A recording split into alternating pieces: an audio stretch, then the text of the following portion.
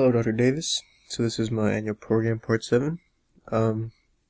So for my breakdown of the post-season macro cycle, the focus switches from the competitive training period to a rest and recovery period.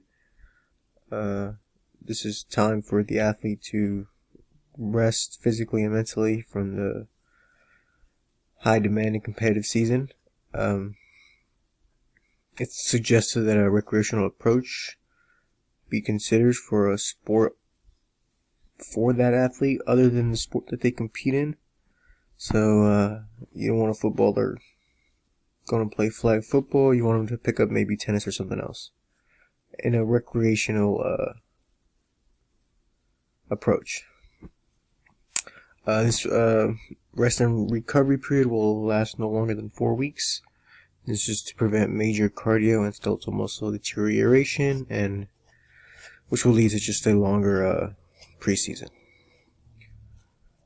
So the athlete isn't gonna completely stop working out. They will, however, have a low intensity and low volume training regimen in both resistance and aerobic work.